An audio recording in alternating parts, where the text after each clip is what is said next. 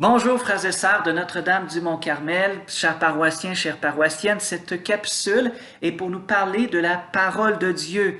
Pendant le temps de pandémie, on a été privés à certains moments de pouvoir aller à l'église, aller à la messe. Et c'est indispensable dans notre vie de chrétien de se rassembler pour pouvoir célébrer Dieu, pour pouvoir écouter sa parole, nous nourrir de l'Eucharistie, vivre de la fraternité.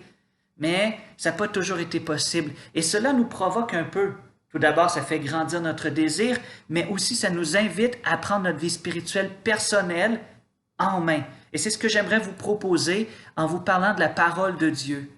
Hébreux 4.12 dit « Elle est vivante, la parole de Dieu. » La parole de Dieu, elle est vivante. C'est quelqu'un, c'est Jésus qui veut te rencontrer. C'est le Père qui veut te rencontrer. C'est le Saint-Esprit à travers cette parole de Dieu. Et la parole de Dieu vient à nous par les Écritures.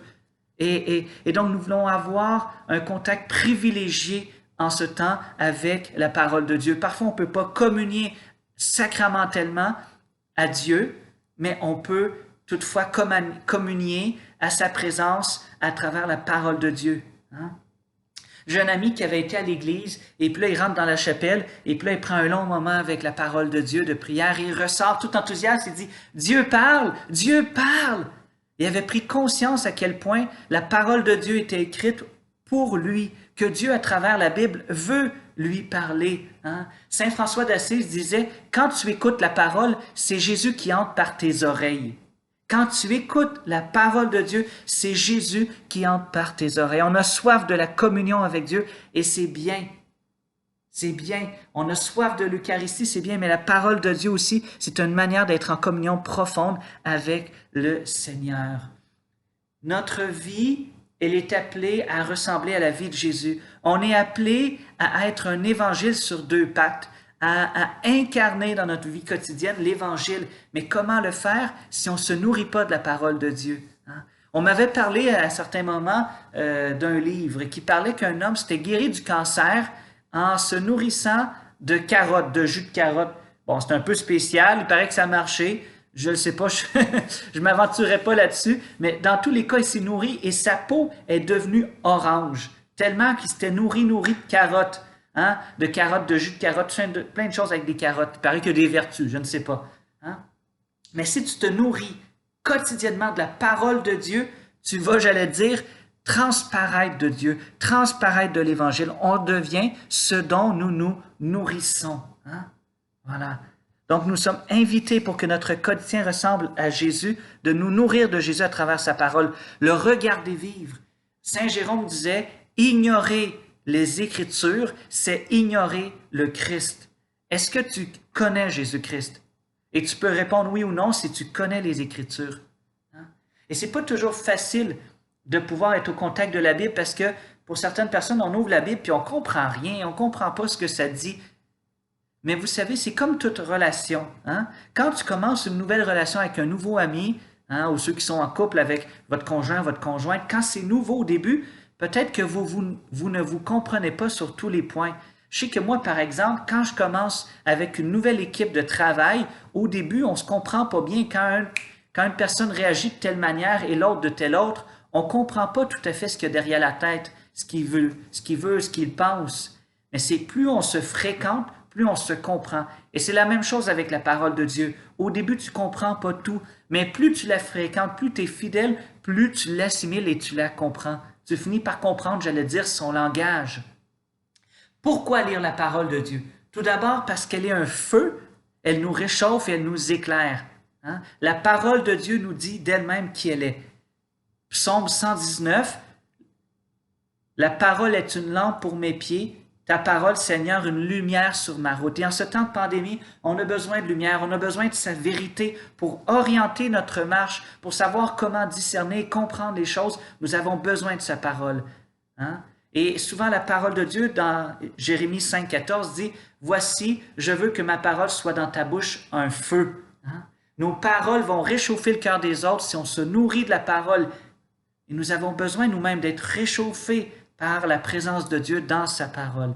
La parole de Dieu est un feu, elle éclaire, mais aussi elle nous nourrit. Vous avez une vie à l'intérieur de votre vie, une vie spirituelle. Et si on ne se nourrit pas de Dieu, on va devenir malade. On va devenir maigre, On va devenir des chrétiens fragiles et faibles. Un chrétien qui ne se nourrit pas de la parole, il est fragile et faible. Mais toi, tu es fait pour être fort, pour être vigoureux de la présence de Dieu. Matthieu 3, verset 4 dit « L'homme ne vivra pas seulement de pain, mais de toute parole qui sort de la bouche de Dieu. » Se nourrir des paroles de l'Éternel et avoir faim de Dieu. Avoir faim de Dieu. Quelqu'un qui est en santé, je dis ça souvent, hein, c'est quelqu'un qui a faim. Si tu vas voir ton médecin, il va te poser peut-être la question « Comment va ton appétit? » Ou si tu vas voir ta mère puis elle veut savoir si tu es en santé, « As-tu un bon appétit? » Oui, j'ai un bon appétit. Ah, alors ça va bien, tu es en santé. Si tu as faim de Dieu, si tu as faim de sa parole, c'est que probablement tu es en santé spirituelle. Si tu n'as pas faim, alors demande à Dieu la grâce d'avoir faim et soif de lui, de sa parole. Donc la parole nous éclaire, elle nous réchauffe, elle nous nourrit et elle nous console. Qu'elle est douce à mon palais, ta promesse, plus que le miel à ma bouche. Le psaume 119 dit cela. Et donc, elle est consolation pour nos cœurs. Et en ce temps de pandémie, on a besoin de consolation. On a besoin d'être consolé par Dieu. Et le pape François nous dit, n'ayez pas peur des consolations de Dieu. N'ayez pas peur de vous laisser consoler par le Seigneur. Ça goûte bon, la parole de Dieu. Peut-être au début, on ne la comprend pas, puis ça prend de s'habituer, mais une fois qu'on a goûté, il y a des fois où est-ce qu'on goûte à des pépites d'or de la parole de Dieu, des moments de consolation, et c'est ce que je vous souhaite, de goûter à cette parole de Dieu qui est plus douce que le miel, qui est vraiment une consolation pour nos vies. Maintenant, la parole de Dieu aussi, elle donne vie. Jean 6, 63 dit, Jésus dit, « Les paroles que je vous ai dites sont esprit et elles sont vie. » Elles sont vides. En tout temps d'épreuve, nous avons besoin de la vie.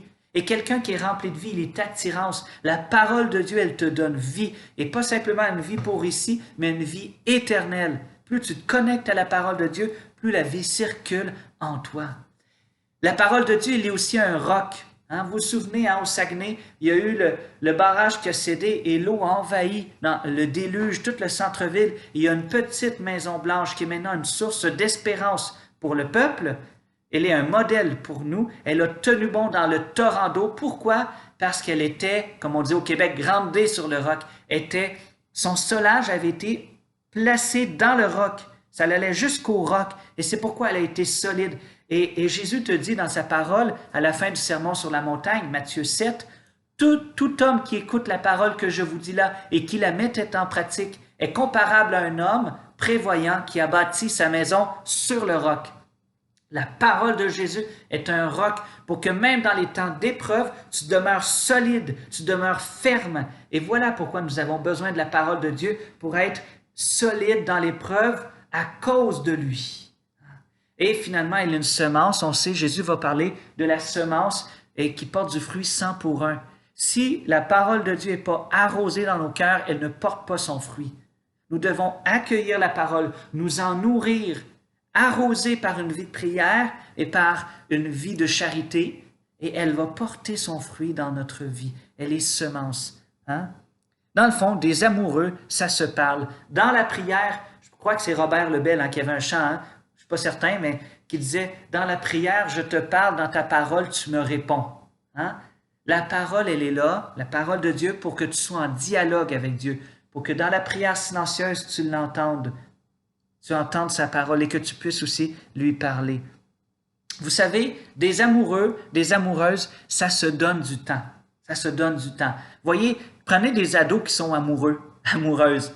Tu leur dis, je vous empêche de vous rencontrer. Ils vont trouver des moyens de le faire. Ils vont s'envoyer des textos en dessous de la couverte le soir. Ils vont trouver des moyens créatifs parce que quand on est amoureux, on est créatif. Comment mettre la parole de Dieu dans ta vie? Sois amoureux, tu seras créatif pour que tu vas trouver des moyens à ta couleur, que ce soit à travers le prion en église le dimanche. Ceci dit, je te le dis, le prion en église n'est pas suffisant. Tu dois avoir la Bible matérielle avec toi pour pouvoir fouiller, pour pouvoir la mettre dans son contexte. Que ce soit à travers des petits pains de la parole, que ce soit à travers des vidéos sur Internet ou en prenant des temps le matin avec ton café, tu lis la Bible à tous les matins. Je te laisse trouver tes trucs à toi pour être en communion avec Jésus par sa parole. Un petit truc que je te donne, que tu puisses avoir ta Bible. que tu puisses t'acheter ta Bible à toi, avec laquelle tu es familière. Il y a plusieurs traductions, une traduction avec laquelle tu es familière, qui te correspond bien. Moi, ma première Bible, c'était une Bible en français courant. Donc, c'était plus facile pour moi. Maintenant, j'ai la Jérusalem, mais des fois, je vais dans la Tob. Ce sont tous des traductions du grec ou de l'hébreu pour pouvoir avoir accès à cette parole. Mais il y a des traductions, des fois, qu'on préfère. Trouve la Bible qui t'intéresse. Moi, j'ai une Bible dans laquelle je surligne en couleur les passages qui m'ont surtout intéressé. Approprie-toi ta Bible. Un autre truc que je te donne, fais-toi un coin de prière. Fais-toi un coin de prière où tu auras la Bible en évidence, quelque chose de beau qui va te donner le goût. Et l'autre truc que je te donne finalement, des bonnes habitudes. Mets-toi dans ton rythme de vie à un moment où tu sais que ça va être facile de mettre la parole de Dieu. Par exemple, le soir avant de te coucher ou le matin tu te lèves en prenant ton café. Trouve tes habitudes à toi, mais pour que ça devienne une habitude de faire référence à la parole de Dieu. Que l'Esprit Saint t'éclaire pour te donner la grâce de pouvoir connaître Jésus-Christ dans les Écritures. Ignorer le Christ, c'est ignorer les Écritures. On va le dire dans l'autre sens. Connaître les Écritures, c'est connaître le Christ. Que le Seigneur te permette vraiment, que te donne cette grâce de le connaître par une relation fidèle à sa parole. Que Dieu Tout-Puissant te bénisse, le Père, le Fils et le Saint-Esprit. Je te souhaite une excellente semaine.